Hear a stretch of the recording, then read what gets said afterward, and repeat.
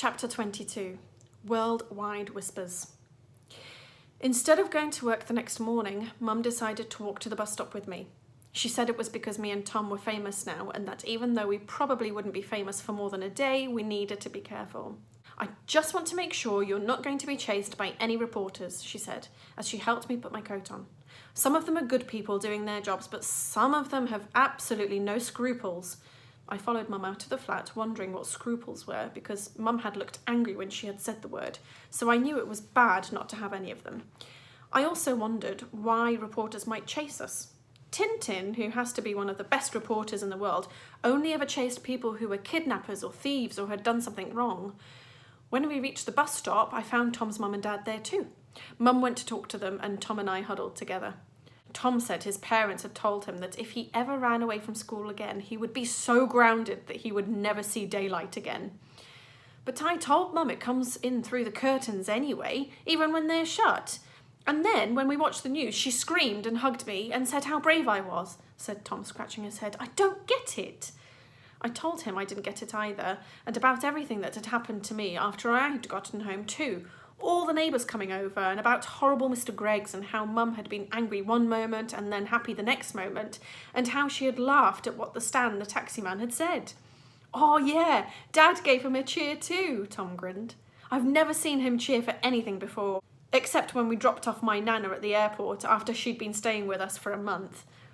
We heard footsteps, and Josie and Michael came running up to meet us. We saw you on the news. Did you give them the note? What did they say? As soon as Josie and Michael finished asking their questions, Tom and me took it in turns to answer them. As we were talking, lots of people gathered round and asked me and Tom if we were the kids from the news. We were about to say yes when Tom's dad called us over. Now, listen up, said Tom's dad, kneeling down. There are going to be a lot of people wanting to ask you all sorts of things about yesterday.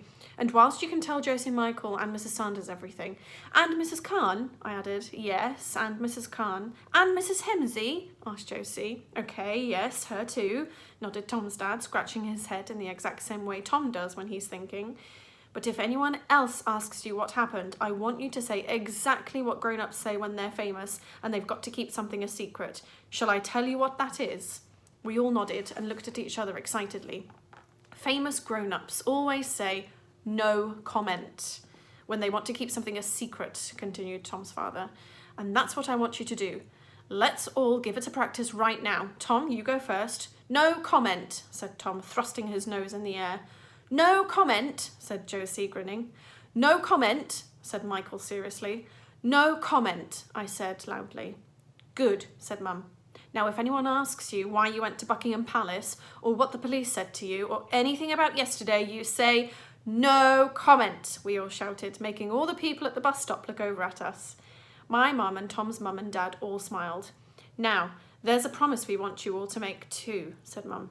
We want you all to promise to us that you won't look at any newspapers today. We all looked at each other, frowning a little, but nodded. Promise? Asked Tom's mum. Not a single newspaper. We promise, we all said, although I could see Josie had her fingers crossed behind her back. Excellent, said Tom's dad, giving us all a thumbs up. Now, we've spoken to Mrs. Sanders this morning, said Tom's mum, and a teacher, probably Mrs. Sanders herself, will be meeting you at the gates to make sure you don't get hounded by the odd reporter or two. You'll be taken straight to her office because she needs to have a few words with all of you before lessons start. Oh no, cried out Michael. Are we all in trouble? Are my parents going to find out? It'll be fine, son, said Tom's dad, patting Michael on the back. I promise. Now go on, have a good day, said Mum, as our bus came to a loud hissing stop in front of us. And we'll see you tonight. You're all to come straight home, she shouted. We all nodded and waved and ran up to the top deck as usual.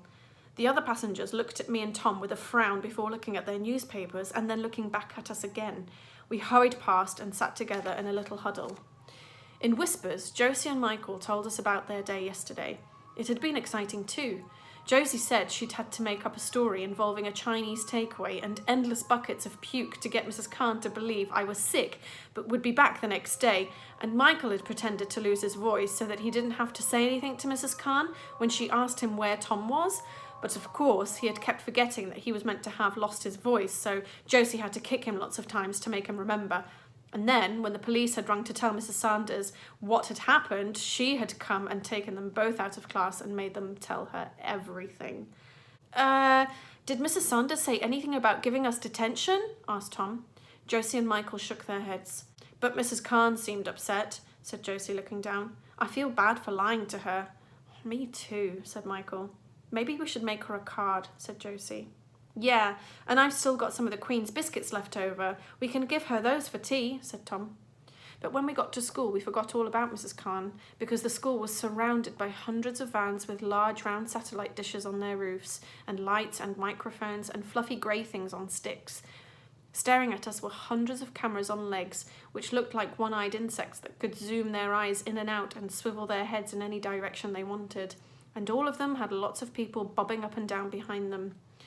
As we walked towards the gates, a woman suddenly cried out, "There they are!" and started running towards us. I could see Mr. Irons standing by the railings and looking at us, his eyes narrowed and his nose high in the air. His moustache was twitching. "No comment!" shouted Michael as he began running towards the school gates. We all ran too, but before we could reach them, lots of cameras and arms and legs had surrounded us and were blocking our way. "What message were you trying to send our government? Was this an act of protest on behalf of children refugees all around the world? What was in the note? Who put you up to this? Where are you from? Were you born in this country? Would you like to sell us your story?" Everywhere we looked, there were lenses and lights and loud clicking sounds. I clung onto Josie and Michael and Tom as the one-eyed machines all pushed us into a circle. I could hear Josie's breathing beginning to wheeze. She doesn't like tight spaces, and my hands were beginning to sweat. Michael and me shouted, "No comment!" but I don't think anyone could hear us. "Everybody stand back right now," came a cry, and just as suddenly as the scary cameras and reporters and microphones had surrounded us, they all instantly moved away and we could breathe again. "No shame at all," shouted the familiar voice, which was getting closer and closer to us. "How dare you harass my kids?" We saw Mrs. Sanders pushing past the cameras like a red-faced bull and reaching out her hands to us. "Stay off school property, and if I see anyone near these kids again, I'll be calling the police and the Queen's Guards." Grabbing my hand, Mrs. Sanders stormed back in through the school gates, pulling us like the trailing tail of a kite behind her. She stopped briefly in front of Mr. Irons, who was now standing by the school doors. "Mr. Irons, you were specifically instructed to wait and bring these children in safely. Where were you?" Mr. Irons gave us all a cold stare, his nose deadly quiet. "I'm afraid I didn't see them," he said, his eyes narrowing even more and his moustache getting twitchier. "You didn't see them? Stay here. I will speak to you later." Throwing open the school doors, Mrs. Sanders led us in and stopped to look down at us properly. She was angrier than I had ever seen her, and her whole face was the colour of an extra bright pink peach. "Are you all okay?" she asked. Her voice was back to normal volume now, but it was shaky. We all nodded, too stunned to say anything. "Anyone hurt?"